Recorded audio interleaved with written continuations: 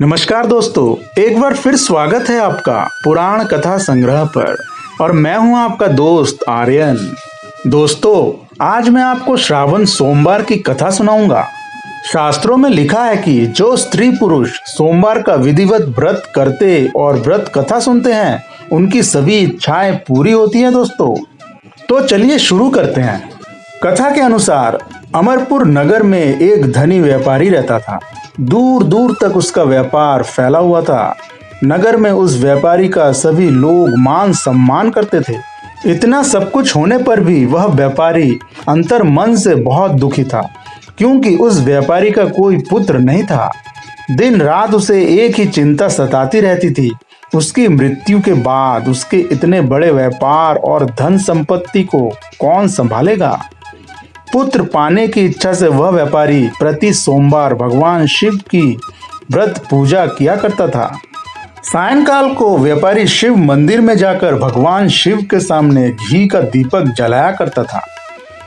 उस व्यापारी की भक्ति देखकर एक दिन माता पार्वती ने भगवान शिव से कहा, हे प्राणनाथ, यह व्यापारी आपका सच्चा भक्त है।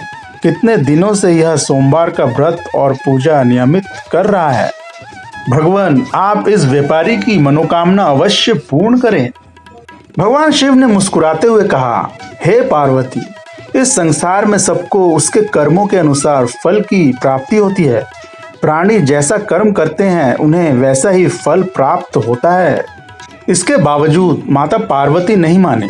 उन्होंने आग्रह करते हुए कहा, नहीं प्राणनाथ, आपको इस व्यापारी की इच्छा पूरी करनी ही पड़ेगी। यह आपका अन्य भक्त है। प्रति सोमवार आपका विधिवत व्रत रखता है और पूजा अर्चना के बाद आपको भोग लगाकर एक समय भोजन ग्रहण करता है। आपको इसे पुत्र प्राप्ति का वरदान देना ही होगा।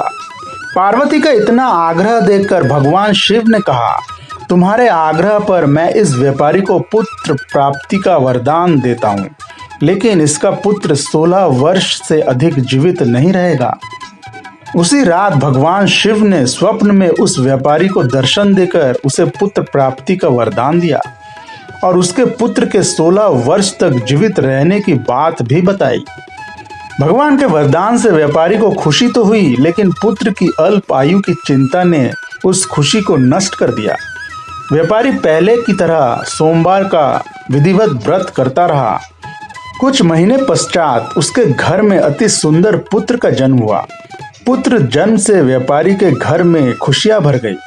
बहुत धूमधाम से पुत्र जन्म का समारोह मनाया गया।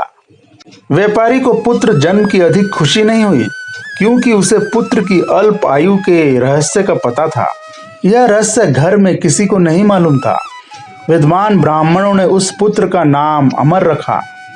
जब अमर 12 वर्ष का हुआ तो शिक्षा के लिए उसे वाराणसी भेजने का निश्चय हुआ। व्यापारी ने अमर के मामा दीपचंद को बुलाया और कहा कि अमर को शिक्षा प्राप्त करने के लिए वाराणसी छोड़ आओ। अमर अपने मामा के साथ शिक्षा प्राप्त करने के लिए चल दिया। रास्ते में जहां भी अमर और दीपचंद रात्रि विश्राम के लिए ठहरते, वहीं यज्ञ करते और ब्राह्मणों को भोजन कराते थे। लंबी यात्रा के बाद अमर और दीपचंद एक नगर में पहुंचे। उस नगर के राजा की कन्या के विवाह की खुशी में पूरे नगर को सजाया गया था। निश्चित समय पर बारात आ गई, लेकिन वर का पिता अपने बेटे के एक आंख से काने होने के कारण बहुत चिंतित था। उसे इस बात का भय सता रहा था कि राजा को इस बात का पता चलने पर कहीं वह विवाह से इनकार न कर दे, इससे उसकी बदनामी होगी। वर के पिता ने अमर को देखा तो उसके मस्तिष्क में एक विचार आया। उसने सोचा, क्यों न इस लड़के को दूल्हा बनाकर राजकुमारी से विवाह करा दूं। विवाह के बाद इसको धन देकर विदा कर दूंगा और राजकुमारी को अपने नगर में ले जाऊंगा। वर के पिता ने इसी संबंध में अमर और दीपचंद से बात की। दीपचंद ने धन मिलने के लालच में वर के पिता की बात स्वीकार कर ली। अमर को दूल्हे के वस्त्र पहनाकर राजकुमारी चंद्रिका से विवाह करा दिया गया। राजा ने बहुत सा धन देकर राजकुमारी को विदा किया।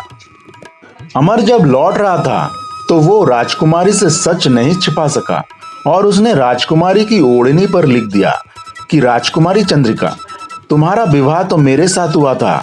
मैं तो वाराणसी में शिक्षा प्राप्त करने जा रहा हूँ।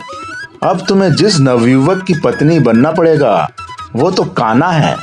जब राजकुमारी ने अपनी ओढ़नी पर लिखा हुआ पढ़ा तो उसने काने लड़के के साथ जाने से इनकार कर दिया। राजा ने सब बातें जानकर राजकुमारी को महल में रख लिया। उधर अमर अपने मामा दीपचंद के साथ वाराणसी पहुंच गया। अमर ने गुरुकुल में पढ़ना शुरू कर दिया। जब अमर की आयु 16 वर्ष पूरी हुई तो उसने एक यज्ञ किया। यज्ञ की समाप्ति पर ब्राह्मणों को भोजन कराया और खूब अन्न वस्त्र दान किए। रात को अमर अपने शयन कक्ष में सो गया। भगवान शिव के वरदान के अनुसार शयन अवस्था में ही अमर के प्राण पखेरु उड़ गए। सूर्य उदय पर मामा अमर को मृत देखकर रोने पीटने लगा। आसपास के लोग भी एकत्र होकर दुख प्रकट करने लगे। मामा के रोने विलाप करने के स्वर समीप से गुजरते हुए भगवान शिव और माता पार्वती ने भी सुने। माता पार्वती ने भगवान से कहा, प्राणनाथ, मुझसे इसके रोने के स्वर सहन नहीं हो रहे हैं। आप इस व्यक्ति के कष्ट अवश्य दूर करें। भगवान शिव ने माता पार्वती के साथ अदृश्य रूप में समीप जाकर अमर को देखा और कहा कि पार्वती, यह तो उसी व्यापारी का पुत्र है। मैंने इसे 16 वर्ष की आयु का वरदान दिया था। इसकी आयु तो पूरी हो गई है। माता पार्वती ने फिर भगवान से निवेदन किया, हे प्राणनाथ, आप इस लड़के को जीवित करें, नहीं तो इसके माता पिता पुत्र की मृत्यु के कारण रो रो कर अपने प्राणों का त्याग कर देंगे। इस लड़के का पिता तो आपका परम भक्त है। वर्षों से सोमवार का व्रत करते हुए आपको भोग लगा रहा है। पार्वती के आग्रह करने पर भगवान शिव ने उस लड़के को जीवित होने का वरदान दिया और कुछ ही पल में वो जीवित हो उठा। शिक्षा समाप्त करके अमर मामा के साथ अपने नगर की ओर चल दिया। दोनों चलते हुए उसी नगर में पहुंचे जहां अमर का विवाह हुआ था। उस नगर में भी अमर ने यज्ञ का आयोजन किया। समीप से गुजरते हुए नगर के राजा ने यज्ञ का आयोजन देखा। राजा ने अमर को तुरंत पहचान लिया। यज्ञ समाप्त होने पर राजा अमर और उसके मामा को महल में ले गया और कुछ दिन उन्हें महल में रखकर बहुत सा धन वस्त्र देकर राजकुमारी के साथ विदा किया। रास्ते में सुरक्षा के लिए राजा ने बहुत से सैनिकों को भी साथ भेजा। दीपचंद ने नगर में पहुंचते ही एक दूत को घर में भेजकर अपने आगमन की सूचना भेजी। अपने बेटे अमर के जीवित वापस लौटने की सूचना से व्यापारी बहुत प्रसन्न हुआ। व्यापारी ने अपनी पत्नी के साथ स्वयं को एक कमरे में बंद कर रखा था। भूखे प्यासे रहकर व्यापारी और उसकी पत्नी बेटे की प्रतीक्षा कर रहे थे।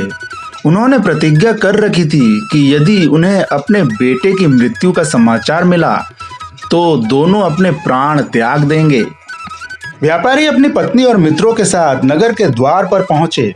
अपने बेटे के विवाह का समाचार सुनकर पुत्र वधू राजकुमारी चंद्रिका को देखकर उसकी खुशी का ठिकाना न रहा।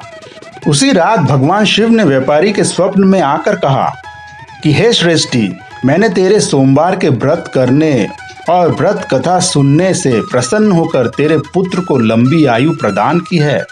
यह सुनकर व्यापारी बहुत प्रसन्न हुआ और खुशी खुशी अपने परिवार के साथ रहने लगा। तो दोस्तों, सोमवार का व्रत करने से व्यापारी के घर में खुशियां लौट आई। दोस्तों, आपको यह कथा कैसी लगी कमेंट बॉक्स में लिख के जरूर बताएं। वीडियो पसंद आई हो तो लाइक, शेयर और सब्सक्राइब करना ना भूलें। फिर मिलते हैं अगले वीडियो में। तब तक के लिए जय श्री हरि, जय सनातन धर्म।